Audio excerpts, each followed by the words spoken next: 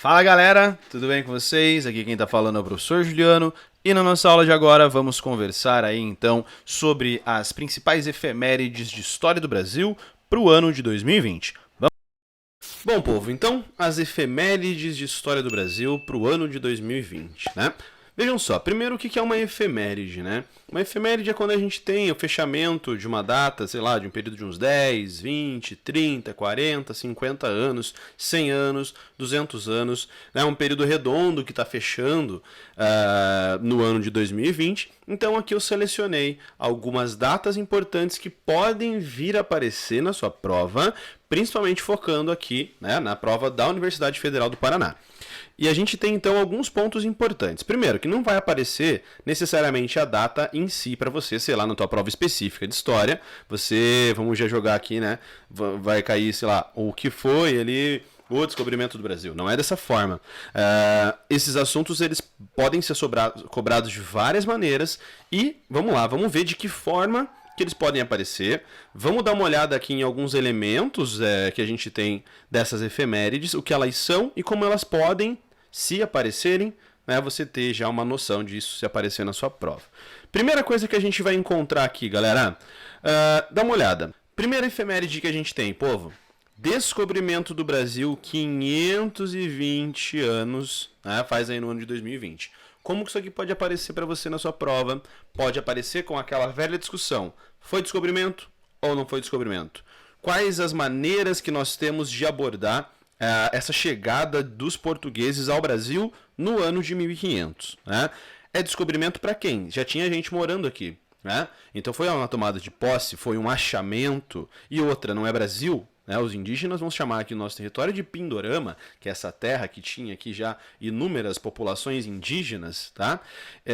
Pode aparecer, portanto, abordando essa ideia de foi descobrimento ou é tomada de posse, percebendo, portanto, uma visão eurocêntrica da história, com os europeus descobrindo, né? Portugal está descobrindo, então nós estamos de uma perspectiva portuguesa da história, que são eles que estão descobrindo, eles estão desbravando esse mundo, né? Essa perspectiva que a gente pode ter. Pode aparecer uma relação disso com a perspectiva dos indígenas, que vão acreditar hoje, né? Já na época, na verdade, mas hoje nós temos relatos de tribos indígenas, enfim, que vão considerar isso como sendo uma invasão, né? Uma tomada de posse. Os indígenas perderam o seu território. As suas populações foram dizimadas basicamente aqui no Brasil. Né? Pode aparecer alguma coisa sobre a Carta do Pero Vaz de Caminha, né? Primeiro documento histórico escrito então sobre a história do Brasil, registrado, então pode aparecer alguma coisa relacionada a isso.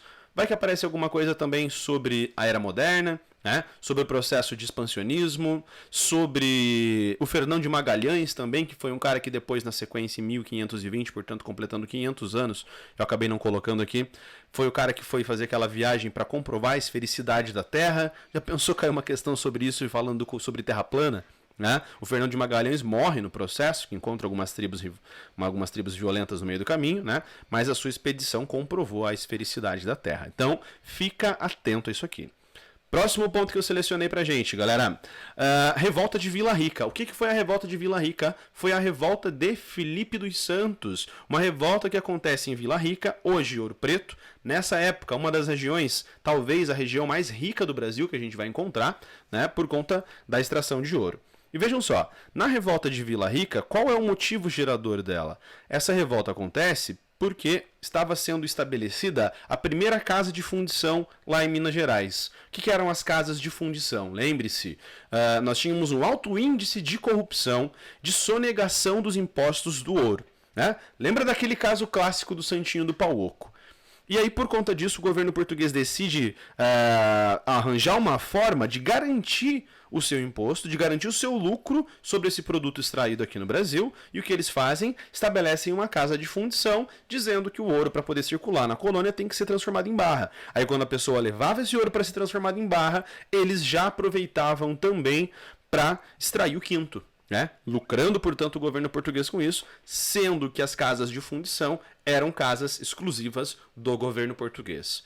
pode aparecer isso, tá? Não se esqueça, a revolta de Vila Rica é uma revolta nativista. É uma revolta que propõe uma mudança em algum aspecto, nesse caso, a redução dos impostos e o fim das casas de fundição, e não uma revolta separatista. Pode cair uma relação dela, né, de 1720, com, por exemplo, a revolta da Inconfidência Mineira, né, a Conjuração Mineira também, ok? Seguindo. Lei Eusébio de Queiroz. Galera, olha isso. 170 anos da Lei Eusébio de Queiroz. O que foi a Lei Eusébio de Queiroz? A Lei Eusébio de Queiroz, ela proíbe a entrada de escravizados no Brasil. Já tínhamos uma tentativa de uma lei feita sobre isso na década de 1830, 1820, na verdade, que foi quando o Brasil, lá naquele processo de reconhecimento da sua independência, o Brasil precisou emprestar dinheiro da Inglaterra. Não se esqueçam disso. Né? E uma das cláusulas que a Inglaterra impôs para o Brasil foi, a gente empresta dinheiro, mas desde que vocês iniciem um processo gradual de abolição da escravidão. Então, desde a década de 20, década de 30, já tivemos uma lei que proibia a entrada de escravizados, ela não vingou, somente em 1850, portanto, há 170 anos atrás, nós tivemos uma lei proibindo a entrada de escravizados no Brasil. Tá? Isso é super importante. Você reduz a entrada de escravizados, aumenta a entrada de imigrantes.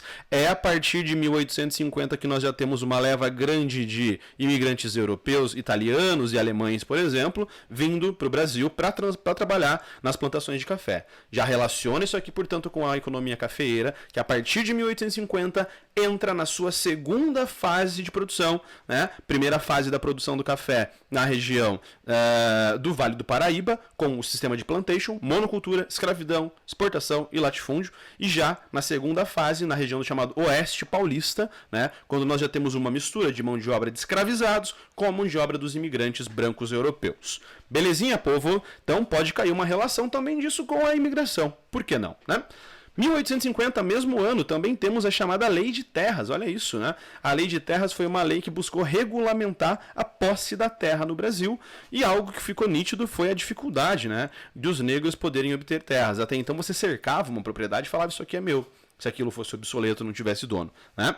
E então, por conta disso, essa lei dificulta o acesso dos negros à terra. Bom, vamos rápido que eu não quero que esse vídeo fique muito longo. 1870, Guerra do Paraguai. 150 anos do fim da Guerra do Paraguai. Um conflito de enormes proporções. Um conflito que coloca o Brasil aí no cenário sul-americano como sendo uma potência. Né? Aquela vitória que nós temos sobre o Uruguai. Pode cair alguma coisa relacionada a isso, com o massacre da população nativa paraguaia. Né?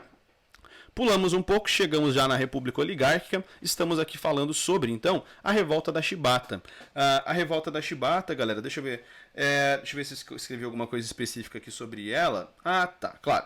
Ela é uma revolta que vai acontecer no Rio de Janeiro por conta de alguns marinheiros negros que eram volta e meia chicoteados por oficiais brancos, né?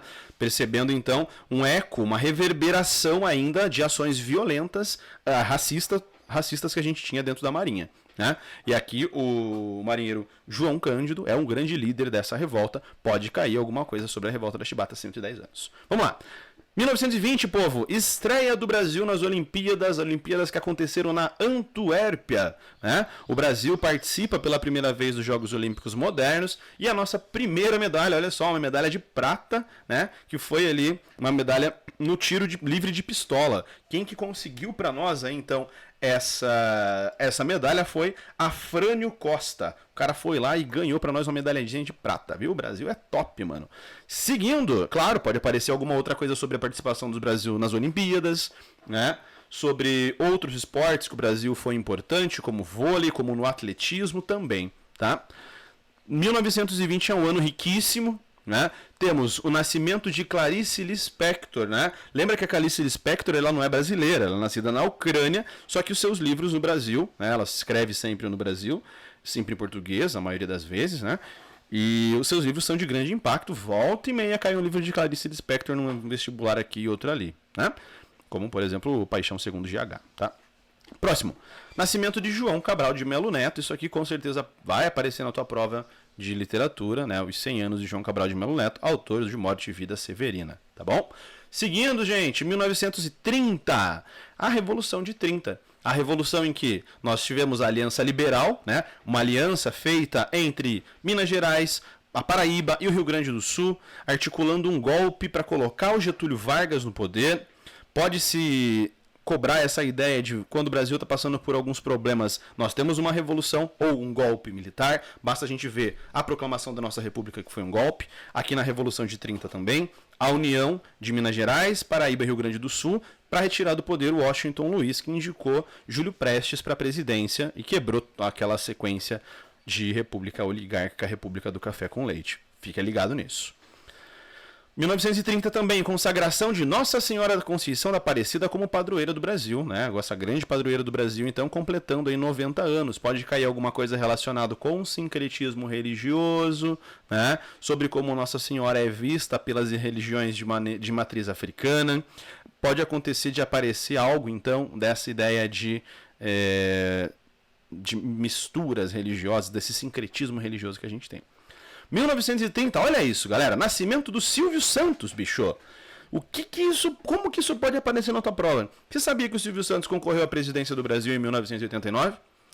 Então, o Silvio Santos, em 2020, completou 90 anos. E em 1989, o Silvio Santos estava concorrendo à presidência do Brasil, tá? Com uma campanha bem desenvolvida, claro, por conta do dinheiro que ele tinha. Mas o partido que ele concorreu, que era o tal do PMB, ele estava concorrendo e poucas semanas antes das eleições acontecerem, esse PMB foi descoberto algumas irregularidades no cadastro do partido e o Silvio Santos não conseguiu concorrer à presidência. Então, teve a sua campanha malograda. Vai que acontece de aparecer algo sobre a campanha de 89, né? Sobre as disputas que nós tivemos ali no ano de 1989 e a vitória do Fernando Collor depois, né? Sobre o Lula, aquele histórico debate na Rede Globo, tá bom? 1960, construção de Brasília, os 60 anos da construção da nossa capital. Pode aparecer alguma coisa referente à história das nossas capitais, alteração da capital, né? Primeiro de Salvador, Rio de Janeiro, Brasília. Também falando, por exemplo, sobre a vinda da família real portuguesa para o Brasil, que alterou as questões da nossa capital, né? Trazendo no Rio de Janeiro, daquela mudança da corte para o Brasil, que já era algo estudado há algum tempo, né? Sobre o Van Martius, por exemplo, que é um cara que já pensava em construir a capital brasileira na região mais central, tá bom? 1960 foi o ano também de nascimento do Renato Russo, meu maior ídolo de todos os tempos, e vai que aparece alguma coisa sobre ele, falando alguma coisa sobre o rock da década de 80, a chamada geração perdida da música brasileira, né? A galera super criticada naquela época porque acreditava que não se produzia nada durante a regime militar. Mentira, né? Bom, 70 o nascimento do Chorão, 50 anos do Chorão. Acho muito difícil aparecer algo sobre Chorão, cara. Mas, né, eu coloquei aqui. Outro ponto, 1970 é o massacre de Manguinhos. O que foi isso, né? Nós tínhamos o Instituto Oswaldo Cruz, que hoje é a Fiocruz, que, como você já sabe, trabalha com a produção de vacinas, estudos clínicos e científicos, e na década de 70, no ano de 1970, durante o governo Médici, por conta do AI-5, o Instituto Oswaldo Cruz teve 10 dos seus cientistas retirados do cargo. 10 grandiosos cientistas brasileiros desse período foram considerados subversivos e por isso tiveram que ser retirados dos seus cargos. Isso é super importante, relacionando isso, por exemplo, com a pandemia mundial da Covid-19. Beleza? Outra coisa da década de 70, lógico, né? O Brasil tricampeão das Copas do Mundo de futebol. 50 anos do tricampeonato. Lembra a Copa de 70, aquela Copa do Pelé, a Copa do México, né? E o Brasil vence essa Copa do Mundo, o Pelé jogando absurdos nessa Copa de 1970. E é o nosso tricampeonato, que foi utilizado isso tudo também como propaganda durante o regime militar. Durante aquelas políticas as músicas que eram divulgadas, 90 milhões em ação, pra frente Brasil, salve. Isso daí é tudo utilizado como campanha, como marketing para o governo militar brasileiro, E aí surgem aqueles slogans, Brasil ame ou deixe, ou ninguém segura mais o Brasil, e coisas desse tipo. Portanto, pode aparecer alguma coisa também sobre a Copa de 70, né? E outra sobre os 80 anos do Pelé, que o Pelé completa 80 anos, então, no ano de 2020 também, né? Pode aparecer algo com relação a isso, sobre essa defesa do futebol durante a ditadura militar.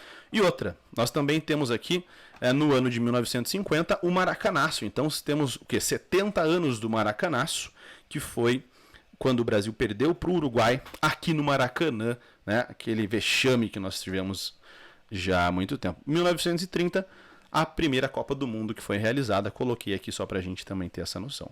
1970, olha aí o povo que gosta de um sertanejo. Lançamento do álbum Galopeira do Chitãozinho e Chororó, cara. Já pensou nisso? 50 anos de um dos maiores clássicos da música popular brasileira. E impactou gerações, né? O Chitãozinho e Chororó com esse CD e com a música clássica também da Galopeira. Beleza? 70, nascimento do Mano Brown, cara. Como que isso pode aparecer na tua prova? Recentemente, alguns vestibulares de São Paulo utilizaram foi transcrito, na verdade, um disco dos Racionais, Sobrevivendo no Inferno, e ele virou livro. E esse livro caiu na prova de literatura, né? E o Mano Brown é o grande escritor, o grande autor das principais letras do Racionais. Vai que pode aparecer algum trecho de uma música do Racionais. Escute então o Sobrevivendo no Inferno para você ter uma noção, né? A importância que o Mano Brown tem para a música brasileira, para a cultura negra do Brasil, para as músicas de protesto de uma maneira geral, né? Beleza? 90.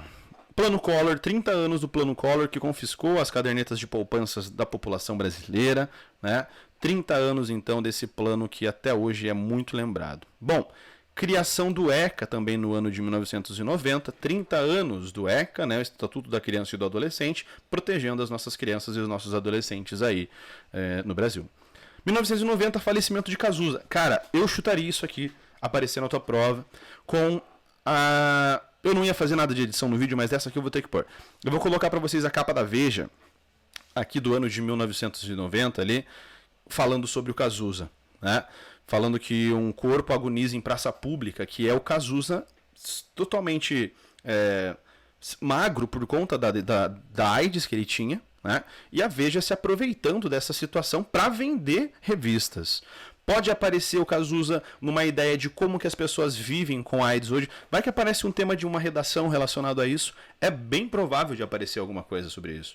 Com as mídias tradicionais brasileiras, como elas lidam com essas situações e como elas são também, muitas das vezes, apelativas. Tá? Galera, fiz aqui da melhor maneira possível um apanhadão geral sobre as efemérides de história do Brasil. E na sequência, assim que der, também eu já lanço para vocês as efemérides de história geral. Eu dividi o vídeo em duas partes, primeiro Brasil, depois geral, porque senão ia ficar muito extenso e não era a minha intenção, tá? Dá uma olhadinha no Instagram do História Fundamental, a gente tem os posts lá sobre efemérides de história do Brasil, tá? E também já está pronto o post de efemérides de história geral. E é isso aí, galera. Não se esqueçam de deixar o like no vídeo, de se inscrever aqui no canal, de compartilhar com a galera que é, então, vestibulando, que você conhece, tá? Comenta com a galera aí. E é isso aí, povo. Forte abraço pra vocês e até mais. Tchau, tchau.